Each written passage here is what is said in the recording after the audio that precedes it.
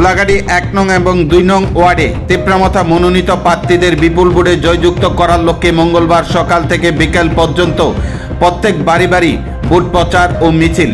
উপস্থিত এলাকার বিধায়ক সহ অন্যান্যরা। জানা যায় আগামী ৮ই আগস্ট স্তর পঞ্চায়েত নির্বাচন এবং ১২ই আগস্ট ভোট গণনা, সেই দিকে লক্ষ্য রেখে গোলাঘাটি বিধানসভা কেন্দ্রের অন্তর্গত ১ নং এবং ২ নং ওয়ার্ডে তিপ্রামথা মনোনীত প্রার্থীদের বিপুল ভোটে জয়যুক্ত করার লক্ষ্যে বিধায়ক মানব দেববর্মার নেতৃত্বে প্রত্যেক বাড়ি বাড়ি ভোট প্রচার ও মিছিল অনুষ্ঠিত হয়। এদিনে ইয়ত ত্রিপুরা ফেডারেশন এবং ত্রিপুরা উমেন ফেডারেশনের নেতৃত্বদের উপস্থিতি ছিল লক্ষণীয়। প্রত্যেক বাড়িতে তিপ্রামথার এই ভোট প্রচার ও মিছিলে জনগণের ব্যাপক সাড়া লক্ষ্য করা যায়। প্রত্যেককে আনার চিহ্নে ভোট দিয়ে তিপ্রামথা মনোনীত প্রার্থীদের জয়যুক্ত করার আহ্বান জানান।